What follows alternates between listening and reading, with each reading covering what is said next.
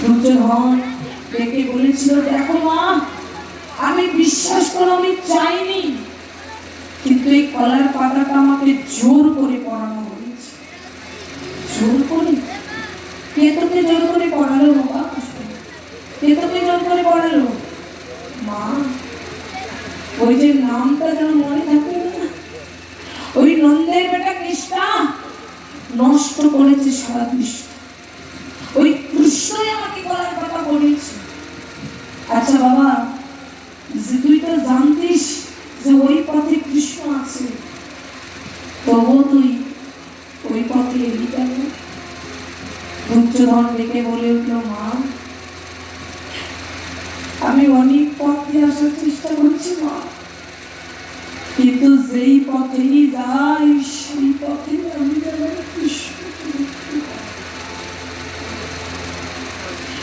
সব পথে কৃষ্ণ আছে, এমন কোন পথ নেই যে সেই পথে কৃষ্ণ নেই।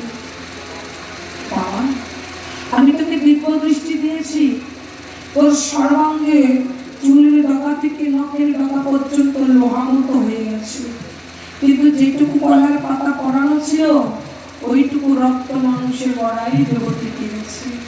তাই বাবা, কাল যখন যুদ্ধক্ষেত্রে যাবি, লক্ষ্য করিস বাবা, ওই উরু দেশে যেন ভীম তোকে আঘাত না করে। যেই না এই কথা বললে রে মা, এই কথা তুমি জানি আর আমি জানি, অন্য তো কেউ জানে না। তা মা, কালকে ভীমকে আমি বধ করবো, ভীম আমাকে বধ করতে পারে। যেই না এই কথা বললেন, পরের দিন সকালে বেলা সবাই যুদ্ধক্ষেত্রে চলে গেল। ভীম এত জোরে আঘাত করছে, কিন্তু কখনো কখনো কোনো দিনের করে দুর্যোধনকে মারতে পারছে না, কেন তার অঙ্গটা লোহার মতো হয়ে আছে। ভীম তখন আর চোখে তাকালেন আমার ভক্তাদের ভগবানের কাছে, ভগবানের কাছে যাই না তাকালেন, ভগবান আমার চোখে দেখিয়ে দিলেন এই উদ্দেশ। কেননা ভক্ত যখন বিপদে পড়ে, ভগবানের দায়িত্ব হয় ভক্তকে রক্ষা করা। যেইরা উরুদেশে আঘাত করলেন, উরুদেশ ভেঙে চুরে একবারে বিখণ্ডিত হয়ে গেলেন। যেইরা উরুদেশ বিখণ্ডিত হয়ে গেলেন, সে দুঃখ কষ্ট ব্যথায় বেদনায় পড়ে আছে ধুলার উপরে। যেইরা ধুলার উপরে পড়ে আছে, ডাকছে মা, বাবা গো,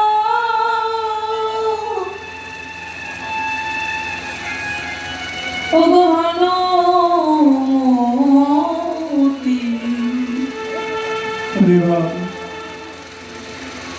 কৃপা করে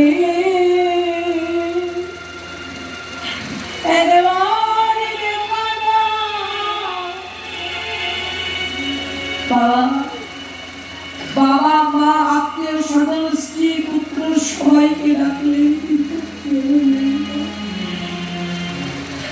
যখন কেউ এলেন না, ঠিক সেই সময় একজনের নুপুরের ধ্বনি শোনা যায়।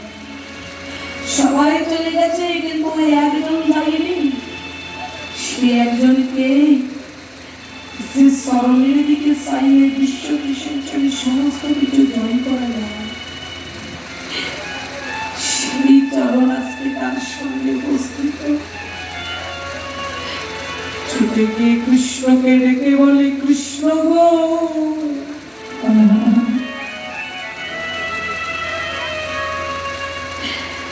এতদিন আমি